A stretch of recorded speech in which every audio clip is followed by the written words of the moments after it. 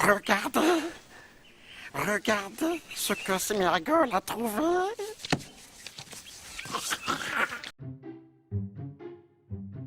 D'après Galilée, le grand livre de la nature est écrit en langage mathématique. À travers cette capsule, nous allons aborder un des chapitres de ce livre qui est la mécanique, et plus précisément les mouvements rectilignes. En guise d'introduction, imaginons l'expérience suivante où on a à notre disposition deux objets.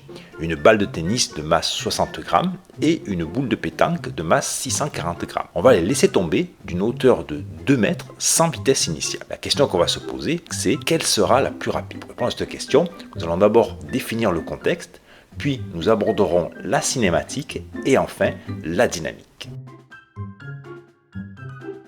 Comment allons-nous aborder la mécanique? Nous allons la découper en trois parties. La première va concerner uniquement les mouvements rectilignes selon une dimension.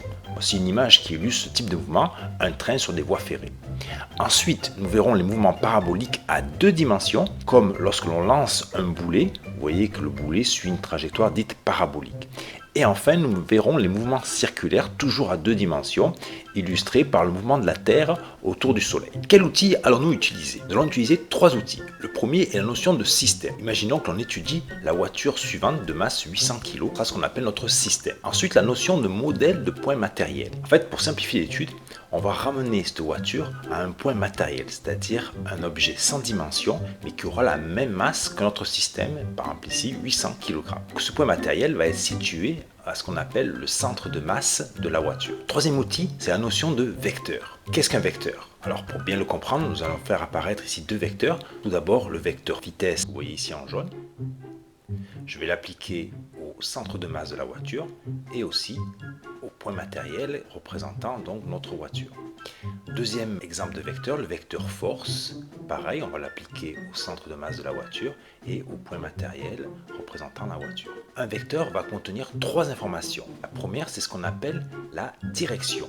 Pour nos deux exemples, la vitesse et la force, cette direction est horizontale. Le sens maintenant, pour nos deux vecteurs, il est de gauche vers la droite. Et enfin, la norme. Par exemple, pour le vecteur vitesse, ça va être une valeur numérique qui va s'exprimer en mètres par seconde, et pour la force, une valeur numérique qui va s'exprimer en newton. Rappelez-vous bien qu'elle est toujours positive. Alors maintenant, une erreur qui est communément réalisée, c'est d'exprimer le vecteur f avec sa flèche au-dessus égale 10 newtons. Ça, c'est une erreur. Pourquoi? Parce qu'en fait, le vecteur f, comme on vient de le voir, contient trois informations. Et là, en fait, on le résume à une seule, c'est-à-dire sa norme.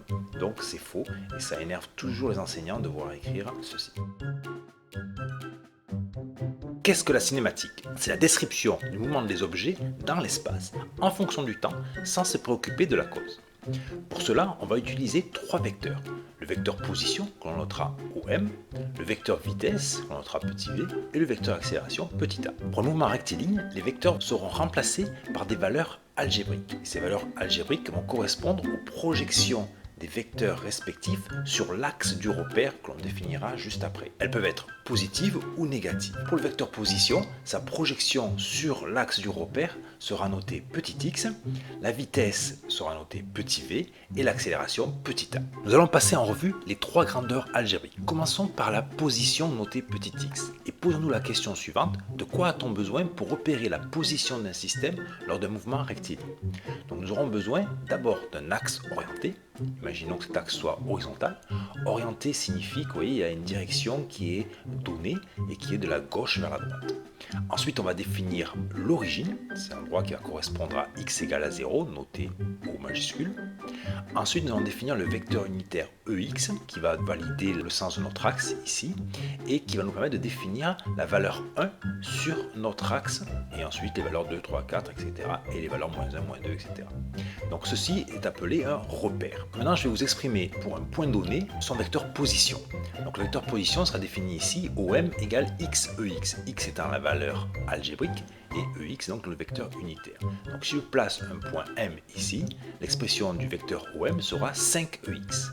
Et donc je peux en déduire que la valeur de x est égale à 5. On peut conclure en disant que x indique la position du système. Passons à la deuxième grandeur algébrique qui est la vitesse. Quel sera le lien entre la vitesse et la position? Tout le monde sait, et c'est intuitif, que la vitesse correspond à la variation de la position par rapport au temps. Donc, mathématiquement, ce que je viens de vous dire va se traduire par le fait que la vitesse est la dérivée de la position par rapport au temps. Et voici comment on la note. Exprime, c'est la notation de la dérivée en maths, et en physique, on va la noter ici, d de x sur dt, ce qui veut dire que c'est la variation infinitésimale de la variable x par rapport à une variation infinitésimale du temps. Maintenant, passons à l'accélération. Et de la même façon, comme on vient de voir que la vitesse est la dérivée de la position par rapport au temps, en fait, l'accélération va correspondre à une variation de la vitesse par rapport au temps, et donc mathématiquement, ça sera la dérivée de la vitesse par rapport au temps, et on retrouve la même définition que pour la vitesse, sauf qu'on a remplacé la position par la vitesse et la vitesse par l'accélération. Qu'est-ce que la dynamique? C'est l'étude du mouvement des objets en faisant le lien avec les causes, ce que ne faisait pas la cinématique. La question fondamentale qu'il faut se poser, c'est quelle est la cause du mouvement? La réponse, ce sont les forces. Je vais d'abord vous faire apparaître ici sur l'exemple d'une voiture les principales forces à connaître. Donc imaginons qu'une voiture roule sur une route horizontale. Voici les 4 forces qui vont agir sur la voiture. La première, et qui est toujours présente sur Terre, c'est le poids. Donc l'expression c'est m fois g, où g est la norme du champ de pesanteur terrestre. Cette force est verticale, descendante. Ensuite, il y a la réaction normale du support. Cette force va empêcher la voiture de traverser la route. C'est une réaction, parce qu'en fait, sans le poids, cette force n'existerait pas. Elle s'oppose au poids. Donc elle est cette fois-ci verticale ascendante et aura la même norme que le poids sur une route horizontale. Ensuite, la force motrice, ça c'est la force qui va être générée par le moteur et qui va permettre à la voiture d'avancer. Donc si la voiture roule de gauche à droite, cette force sera horizontale dans le sens de gauche à droite. Là, nous allons parler de la réaction tangentielle ou force de frottement. Donc ici, dans le cas où la voiture va rouler sur le support, cette force-là correspondra aux forces de frottement entre la voiture et l'air. Donc cette force qu'on notera RT sera horizontale, de sens opposé à la force motrice. Donc cette force-là est toujours de sens opposé au vecteur vitesse. Et comme la réaction normale, c'est une réaction, c'est-à-dire qu'elle disparaît si la vitesse est nulle. Pour bien comprendre le lien justement entre la force et les grandeurs que l'on vient de voir en cinématique, on va prendre l'exemple d'une voiture qui roule sur une route rectiligne horizontale dans 3 situations. Donc voici ma voiture avec sa masse de 800 kg. Voici le repère sur lequel je vais l'étudier. Et vous vous rappelez la simplification, on assimile cette voiture à un point matériel correspondant au centre de masse de la voiture. Je fais apparaître ici le vecteur vitesse. Pour un mouvement rectiligne, on va s'intéresser uniquement à la projection du vecteur vitesse sur l'axe X, que l'on montrera petit v. Je fais apparaître les 2 forces verticales, que sont le poids et la réaction normale. Et comme on l'a présenté juste au-dessus, sur une route horizontale, P et Rn vont s'annuler. Donc leur somme sera nulle. Première situation, la voiture est à l'arrêt. Par définition, son vecteur vitesse sera nul, et donc sa projection sur l'axe OX sera aussi nulle. Quelles sont les forces qui agissent sur la voiture? On peut dire que, puisque la vitesse est nulle, la réaction tangentielle est nulle puisqu'il n'y a pas de vitesse et la force motrice est nulle. Donc conclusion, pour que la vitesse soit nulle, il faut que l'ensemble des forces, la force motrice, la réaction tangentielle au support, le poids et la réaction normale soient nuls. Deuxième situation, la voiture roule à vitesse constante. Faisons apparaître notre repère OX et le vecteur vitesse, et voilà ce qui se passe lorsque la voiture roule à vitesse constante. Comme la vitesse est constante, donc sa projection sur l'axe X sera aussi constante, et la question qu'on va se poser, c'est comment doivent être les forces horizontales pour avoir cette situation-là. La réponse, c'est que les 2 forces doivent s'annuler. Comme le poids et la réaction normale s'annulaient, ici la force motrice et la réaction tangentielle doivent s'annuler. Voici la situation. Nous allons nous retrouver comme dans la situation 1, c'est-à-dire que l'ensemble des forces sera nul. Sauf que là, elles étaient nulles, là elles ne sont pas nulles, mais elles s'annulent. Conclusion, en fait, si la somme des forces est nulle, ce qui est le cas dans la première situation et dans la deuxième, on peut dire que la vitesse est constante. C'est-à-dire que le vecteur vitesse est constant, et ça inclut que la vitesse est nulle. Donc ce que je viens d'encadrer en rouge, là, on appelle ça la première loi de Newton ou le principe d'inertie. Troisième situation, la voiture roule à vitesse non constante. Voici le repère OX, le point matériel et le vecteur vitesse. Donc Imaginons la situation suivante. Vous avez vu que le vecteur vitesse n'est pas constante, sa projection sur l'axe OX n'est pas constante non plus. La question qu'on va se poser, c'est quel est le lien entre la variation de la vitesse et les forces horizontales. Je vous fais apparaître ici ces deux forces. Donc vous vous rappelez, il y a la force motrice et la force de frottement. On va représenter la vitesse au cours du temps. Considérons qu'à t égale à 0, la voiture a une vitesse initiale v0. Première situation, la vitesse est conservée. Elle ne varie pas au cours du temps. Par définition, comme on l'avait vu lors de la cinématique, son accélération sera nulle. Et cette situation, on l'a vu dans la diapo précédente, elle est réalisée si les deux forces se compensent, donc leur norme doit être identique. Deuxième situation, la vitesse diminue. D'après la cinématique, ça correspond à une accélération négative. On l'obtient si la force de frottement est supérieure à la force motrice. Troisième situation, la vitesse augmente. Dans ce cas-là, l'accélération sera positive et cela est obtenu si la force motrice est supérieure à la force de frottement. Quel est le lien entre l'accélération et les forces? Donc comme on vient de le voir, on peut écrire la relation suivante: A égale le rapport de F moins RT que divise M. Ainsi, si la norme de la force de frottement est égale à la norme de la force motrice, l'accélération est nulle. Si la force motrice a une norme plus grande que la force de frottement, l'accélération est positive.